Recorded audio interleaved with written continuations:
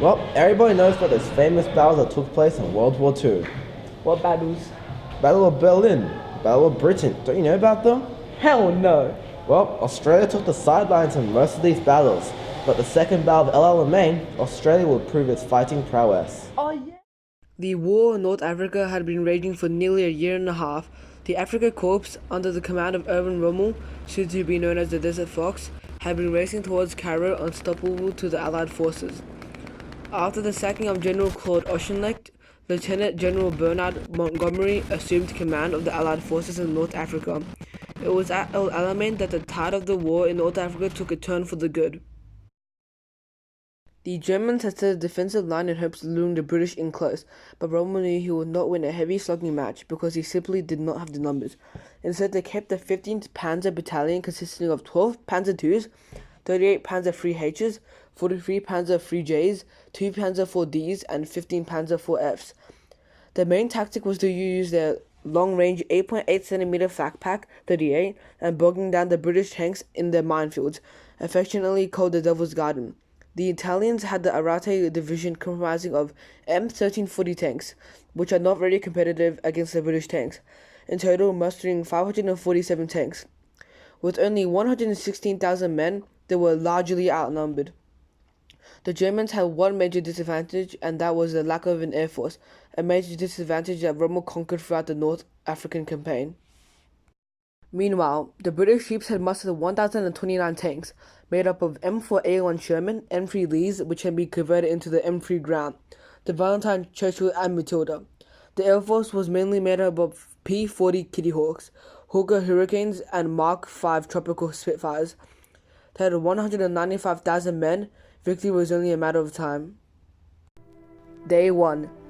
General Montgomery had hatched a plan. He would first bombard the enemy positions, then have engineers to clear the way for the soldier and tanks to move forward, finally allowing the armored corps to move forward. However, even in the absence of Rommel, the Germans were still a formidable enemy. To create a diversion, the 24th Australian Brigade put up the 15th Panzer Battalion under heavy fire. Artillery units had shelled the German positions for 20 minutes, then precisely targeting areas. This enabled sappers to clear a path through the German minefields. Due to the sandy environment of the battlefield, there was limited visibility, thus creating traffic jams. Little progress was made. Day 2. On the 25th of October, holding the northern flank was the 9th Australian. Not only were they subjected to intense fire from panzer battalions, they had an objective that was critical to the advance of the Allied forces. This was the capture of a strategical position called Hill 29, also known as Kidney Ridge. On a battlefield like this, having a ridge allowed not only a strategic advantage, but also giving a panoramic views of the battlefield. It was critical that the Australians took the ridge. With support from British tanks and artillery, they pushed forward up to the ridge. Capturing the ridge would be no easy feat. Having to cross open sandy areas with only slight depressions, it was suicide. However, the Anzac courage shone through, capturing the ridge. During the capture of Kidney Ridge, one Australian company was pinned down by heavy machine gun fire. To find the odds, a 40-year-old Private Percy Gratwick jumped up and charged at the enemy positions, destroying 2 enemy positions before paying the ultimate sacrifice. Not only giving his comrades a fighting chance, he was awarded the Victorian Cross posthumously. In the days following, Rommel was determined to get his strategical position back into Axis hands. 25 counterplays were launched at the determined Australian defenders, denying every attack but paying the cost in blood. Day 3. With the return of Rommel, he assessed the situation. The Italian battalions holding the front line had lost half their original force. The 15th Panzer Battalion had prevented an Allied breakthrough, but at a costly price. They had originally started with 121 Panzer tanks, now were only down to 59 tanks. Day 6. On the night of 30th of October, the Australians launched an attack at the German railways supplying the Axis army.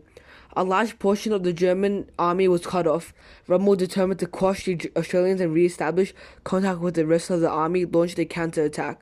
On the 30th to 1st of November, only with the help of British tanks and the P-40 Kitty Hawks were the Australians able to hold on to this crucial position. Once again, the victory was traded with blood. At this time, Rommel had known the battle was lost. The fuel state of the army was critical. Most tanks were already immobilized. The oil supply ships that were sent had all been but sunk. With the desperate efforts of supply planes to support the war effort were all but futile, shut down by the Desert Air Force. Rommel, only having 90 tanks left compared to the Allied 800, started to plan a retreat. The last blow was dealt as the British launched a final offensive attack aimed at crushing the German armor divisions.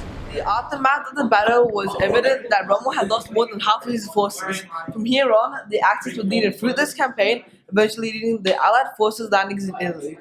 Rommel would commit suicide after a failed assassination on Hitler.